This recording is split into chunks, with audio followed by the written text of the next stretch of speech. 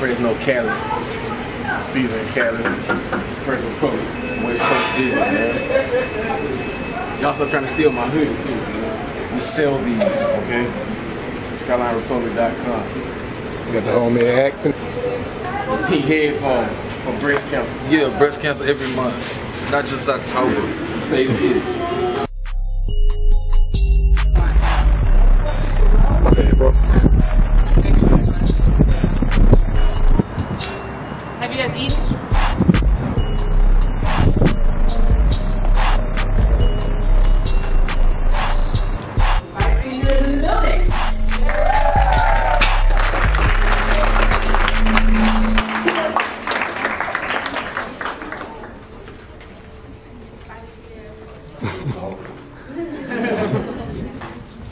How's everybody doing? Yeah. Sorry I'm late. I know Oakland was that far from here. Yeah.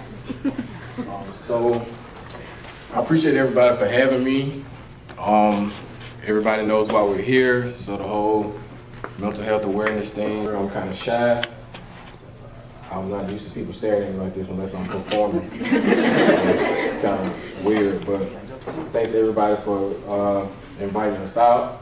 This is my first time tonight actually performing in California, so this is nice. This is my DJ Anthony. This is my road manager, cameraman, best friend, Tremaine. Yeah, so we're here. This is a nice place. But yeah, not to bore everyone, but raise of hands. Does anyone here, do you know or are you related to anyone with a mental defect, I guess the proper way to say it? Okay, so we all know that it's more so of a disease, kind of like an illness, more than so a stigma or treated. There's nothing to be shied away from. Basically, being normal means something is wrong with you. No one is perfect. So meeting people who are a little different, who have certain tics, certain things that make them not quite what we call normal, they're actually the normal people. You just see their issues more head on. I can say that, you know, dealing with bipolar disorder, it has made for great music. Personally, and my friends can say this, it's not the best situation. I think enhancer. It can make some situations more stressful. But I guess it's just the thing that I can say that empowered me the most is you have to accept and be true and be good with who you are as a person. That's the best advice I can give to someone, whether you have a mental illness, whether you know someone, or whether you're someone who, you know, society deems as normal. We all struggle with something. There's something about each of us in this room, about ourselves, that we don't like. The true thing that I've come across since being diagnosed in '96 or being discovered musically in 2009, it's the best answer in any situation. Is always be comfortable and be true to who you are.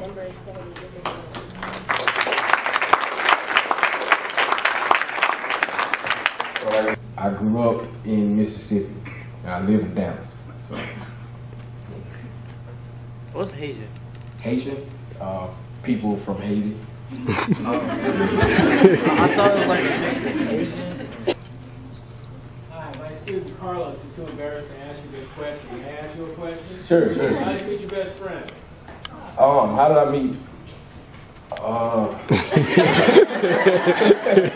Let's see, what's the PG version of this story? This guy knows how to have fun at a party. Carlos, can he join you? Yeah, Carlos. This guy, he knows how to have fun at parties, and I know how to throw fun parties. That's the best way I can say it. Yeah, we just decided to be weird together for about the last 5 years. Yeah. When you're diagnosed with being bipolar, did it like change the way you seen things, like either people or the world? I saw that it revealed to me how situational people can be at times. It's not, you have to cherish the people and find people who love you for who you are, not for the version of you that they want you to be, if that makes sense, personally. Are you gonna be able to rap us? Huh? Are you gonna be able to rap us? Yeah, tonight at 6:30, we will finish, and we're gonna get that together. I promise you. You coming? Yeah. Yeah? Just sound sure. I'm gonna look for you. All right. Anybody? Do you experience more mania or more depression now, like that you're older? Now being older is definitely more depression. It's more depression. Like I said, my situations are, my environments are a lot of control. So like, these two guys are with me a lot, and they know the ins and outs of my condition. So if they see me getting upset, like they'll remove me or the person. We just change the environment of the room. As far as a depression thing goes, it happens. Just certain things that come to mind that I may think about, it get me more down than I possibly should be. But honestly, I just say, like, the more I speak and meet and talk to people, and the more music that I'm forced to write, like, I don't honestly have, I rarely have mood swings. It's really just in downtime, because I'm kind of busy a lot. As long as I'm busy and active, my mind doesn't have time to kind of get the best of me. What made you want to tell your story?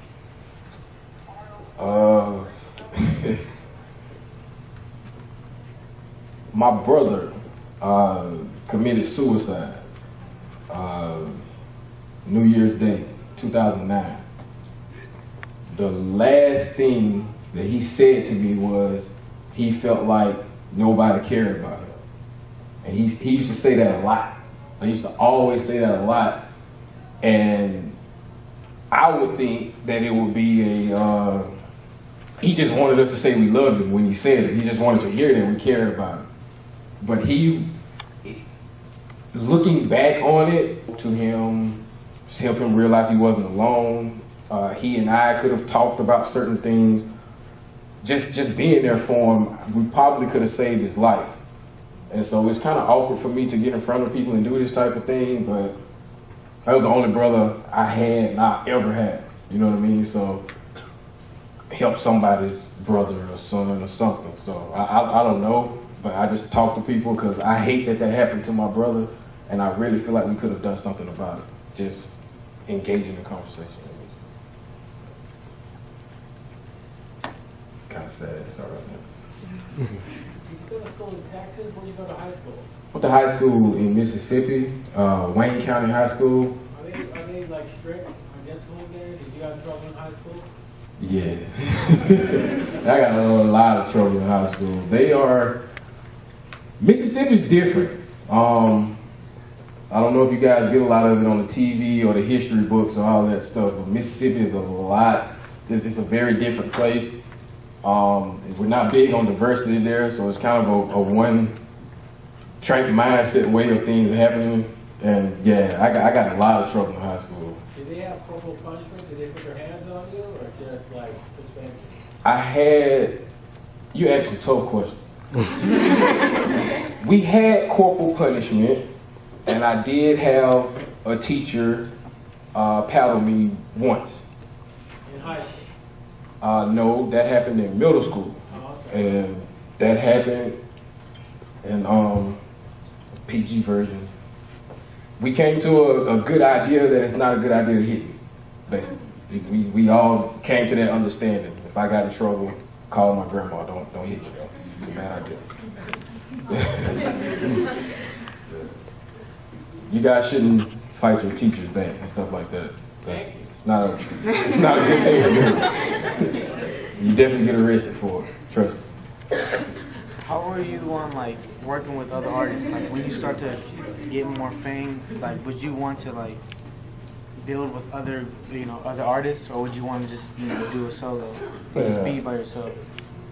I would be happy to collaborate with pretty much any artist. I just love music, And honestly, rap music is I listen to the least and probably write the least. Mostly everything I write and listen to is kind of R&B, popish.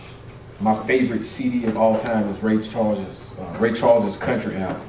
Like I really don't listen to much rap at all. It's too violent, man.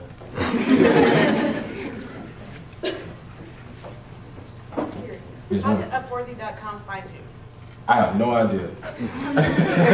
I have no idea. The lady found me through the Weight Foundation we did. We did a concert, and when we started our foundation, we did it. We invited out a lot of media. I talked to several people that night, but that Upworthy story just kind of caught a lot of legs from me. She helped us out a lot. Can you talk about the Weight Foundation? Sure. Well, Weight Foundation is something we started. The single we did that we released was Got a Ball. We donated the funds of that to Ryan Lick Sing BiPolar Foundation and Joyful Heart Domestic Violence Foundation. Through going through that, we weren't able to track the funds to kind of see directly who they were helping, where they were going. And so we really didn't know if we were donating to charity or what we were doing.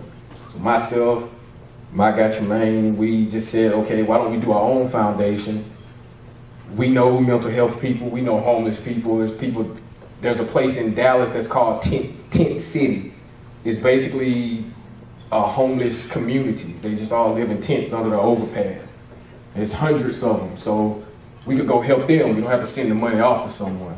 So the Weight Foundation, we began starting. We didn't know all the legalities of it, but it's for mental health awareness and domestic violence. We're real tired after a concert because it's kind of like, hey, you really like me, somebody for real. So, but yeah, performing is probably the best part of music. I like that better than anything, performing and traveling.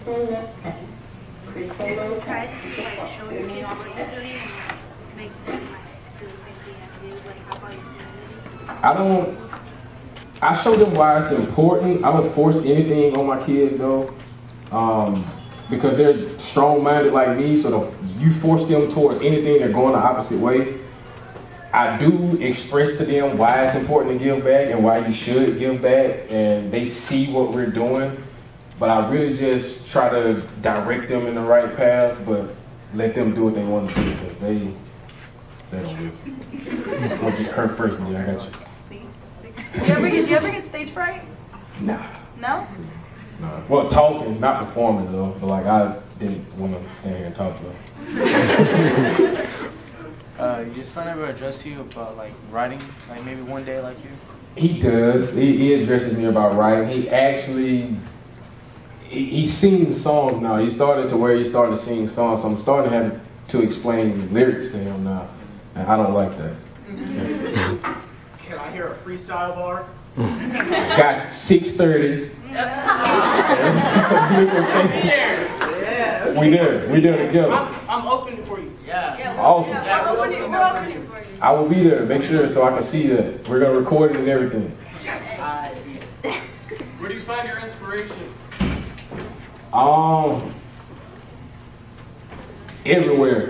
Everywhere. I'm inspired. Honestly, the plane ride here, the kid behind me kept kicking my seat. I have an awesome song to that beat. It'll be crazy. Yeah, I'm inspired pretty much by everything. Anything that annoys me, basically, though. That's the best answer. Every day, several times a day, sometimes even. Okay. Did I miss anybody else? Huh? Are you religious?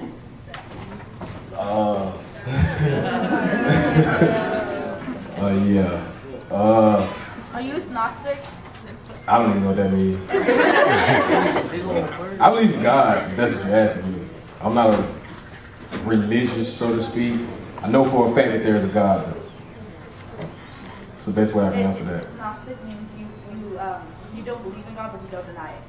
I definitely know that there's a God. Definitely know that. That was all. Go for it. You're not denying it, but you're not saying you believe in it. That's Sure. Can I take a picture too? All the pictures. Are those our balloons that's coming? no, those are from There's the a rally. signing afterwards. Oh. Okay. Come to my classroom, we're having pizza. Pizza? Peace. Word. I'm with you. If your teacher lets me come, I'm with you. I'm with you. Pizza, guys. What kind of pizza is it? My class will be typing. I thought you said Pacific. Oh, Pacific pizza is bomb. No, like toppings or whatever. Oh, pepperoni, pineapple, what do you like? With that. Pepperoni. 313. Gotcha. Y'all miss anybody else? So yeah, so sorry for being late again. Thank everybody for staying here. And I'll see y'all tonight. We're gonna go for it. She wants to take a picture. We're gonna take all the pictures. Yeah, see, there you go. Anybody wants to take a picture with me? I'm ugly though. I'll mess it up. I need a nice filter on my picture. Thank you.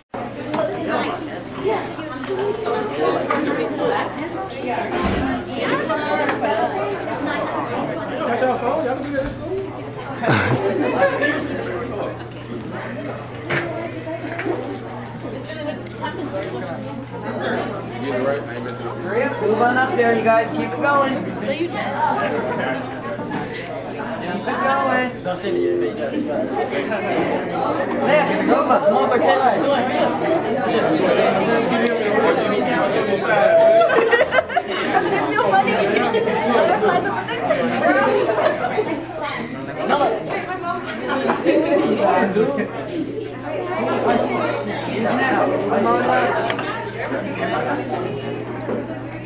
Hands up like this.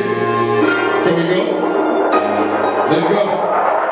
Been through some things you can't imagine. That's why I speak with so much passion. She do every single thing I ask her.